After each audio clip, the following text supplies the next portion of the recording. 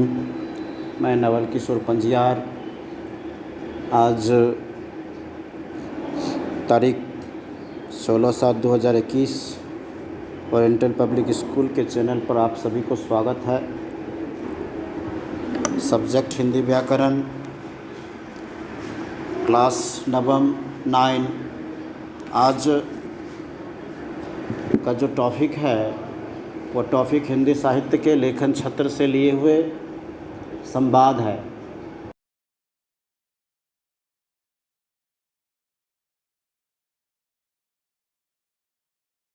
लेखन क्षेत्र अभी चल रहे हैं वीडियो के द्वारा। इससे पहले संदेश हुए हैं, इससे पहले पत्र हुए हैं। आज के डेट में मैं संवाद के बारे में पढ़ाऊंगा कि संवाद है क्या, कैसे लिखते हैं, किसे कहते हैं, लिखने का क्या तरीका है, उसके ऊपर चर्चा होगी इस वीडियो के माध्यम से। तो चलिए पेज को शेयर कर रहे हैं, आप देख रहे हैं और वीडियो भी सुन रहे हैं। लिखा हुआ स्क्रीन पर संवाद लेखन, संवाद लेखन के ऊपर इस वीडियो में चर्चा हो रही है। आप सुने, ध्यान से सुने, पूरे वीडियो को सुने और शेयर करें। देखिए, संवाद लेखन क्या है, किसे कहते हैं, कैसे लिखेंगे। किसी दो या दो से अधिक व्यक्तियों के बीच की बातचीत को वार्तालाप या कथोपकथन कहा जाता है कहा जाता है। किसी दो या दो से अधिक व्यक्तियों के बीच की बातचीत को वार्तालाप या कथोपकथन कहा जाता है। इस प्रक्रिया को व्याकरण की दृष्टि से संवाद भी कहा जाता है। इस प्रक्रिया को व्याकरण की दृष्टि से क्या कहा जाएगा? संवाद भी कहा जाएगा। संवाद के माध्यम से व्यक्ति अपने विचारों की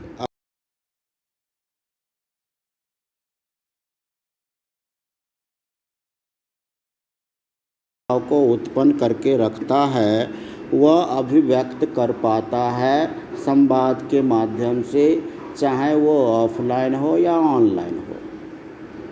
ये दोनों प्लेटफॉर्म के माध्यम से अपने मन की बात को प्रस्तुत करके वह किसी दूसरे को सुना सकता है।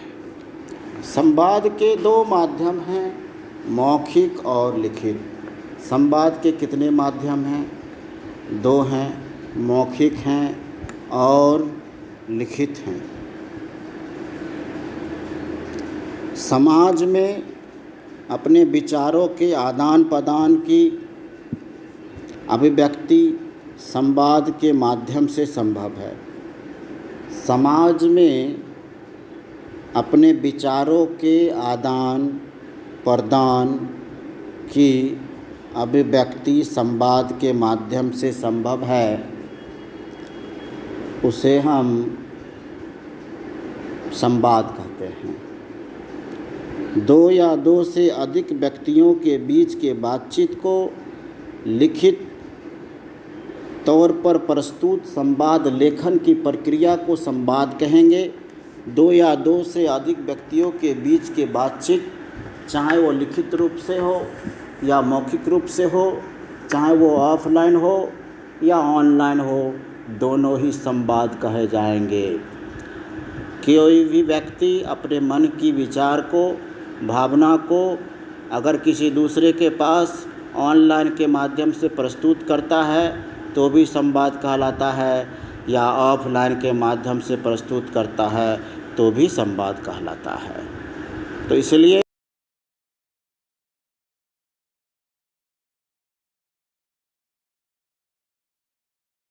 संवाद जब हम लिखेंगे, लिखते समय छोटी छोटी बारीकियों पर ध्यान देना आवश्यक होगा। छोटी छोटी बातों पर ध्यान देना मेरा आवश्यक होगा। संवाद छोटे तथा अर्थपूर्ण होने चाहिए। संवाद जो होते हैं छोटे और तथा अर्थपूर्ण होना चाहिए। संवाद की भाषा शैली आम बोल चाल की होनी चाहिए। संवाद की भाषा शैली आम बोल चाल होनी चाहिए। पात्र अनुकूल भाषा का प्रयोग किया जाना चाहिए। पात्र के अनुकूल भाषा का प्रयोग किया जाना चाहिए।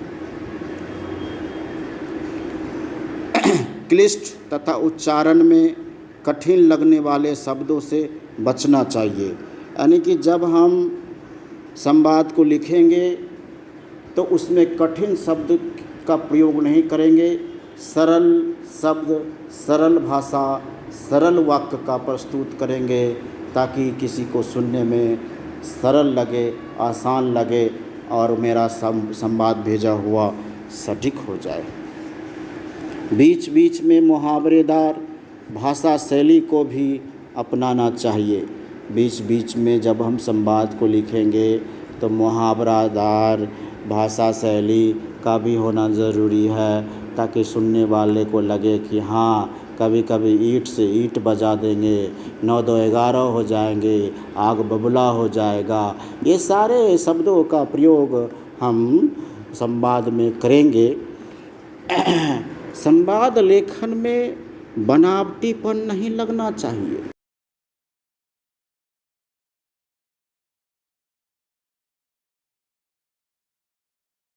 चीज़ हकीकत में है उसी चीज़ को हम प्रस्तुत करेंगे संवाद के माध्यम से। आजकल देखिएगा एक संवादिक जो रिपोर्टर होता है, किसी जगह की घटना को वो शूट करता है और वो आके फिर एडिट करके फेसबुक, यूट्यूब या टीवी के चैनल पे डाल देता है और उसके अच्छे होते हैं तो बहुत हिट हो जाता है, उसका ज़्यादा फॉलोवर्स व्यूअर हो जाता है और लोग उसे ज़्यादा चाहने लगते हैं। तो आज वही आप पढ़ रहे हैं।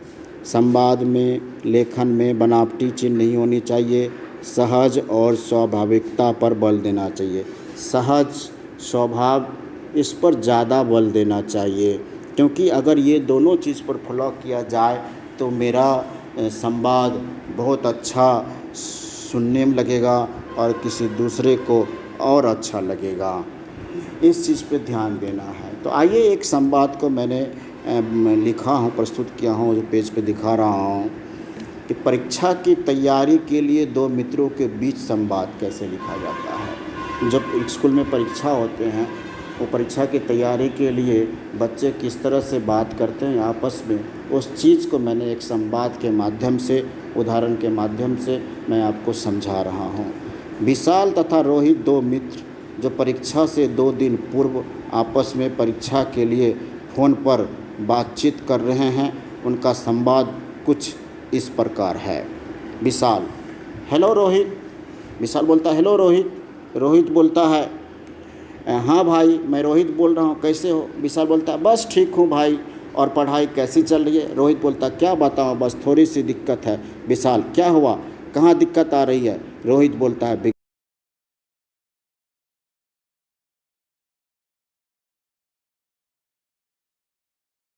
क्या तुम मेरी हेल्प कर सकते हो? विशाल बोलता है हाँ क्यों नहीं। रोहित बोलता है कल स्कूल मुझे समझा देना। विशाल बोलता है ठीक है, लंच के समय हम दोनों बैठकर इस विषय को क्लियर कर लेंगे। रोहित बोलता है ठीक है भाई, थैंक यू। तो देखिए, ये जो बातचीत हुई है परीक्षा के संबंधित, ये आपको संवाद के माध्यम से हुआ है। एक दूसरे के बीच के बातचीत को हम संवाद कहते हैं। हम वीडियो बना रहे हैं, आप लोग सुन रहे हैं, ये भी एक जो है सो संवाद ही हुआ। स्कूल में टीचर शिष्य के बीच के बातचीत होते संवाद हुआ। क्लिनिक पर डॉक्टर पेशेंट के बीच की बातचीत होता है, वो भी एक संवाद हुआ। और दुकानदार ग्राहक के बीच में जो बातचीत होता है वो भी संवाद हुआ। किसी भी जगह एक दूसरे के बीच के बातचीत को हम संवाद कहेंगे विशेष रूप से। तो इन सारी चीज़ों को हम इस वीडियो के माध्यम से सीखे कि संवाद कैसे लिखा जाता है, संवाद किसे कहते हैं। जब आप संवाद परीक्षा में आएंगे तो आपको दिया रहेगा कि इस दोनों के बीच के संवाद को लिखना है, आप लिख दीजिएगा, आसान है। इसी को संवाद कहते हैं। और संवाद लिखने का तरीका आपको मैंने बताया हूँ और एक उदाहरण को देकर भी बताया हूँ। इसमें किसी भी प्रकार को किसी को दिक्कत नहीं होना चाहिए। 5 नंबर के एग्ज़ाम में क्वेश्चन रहते हैं, आप आराम से इसको लिख सकते हैं बिना डाउट के। तो बच्चों आज के लिए मैं इतना ही रखता हूँ। Thank you.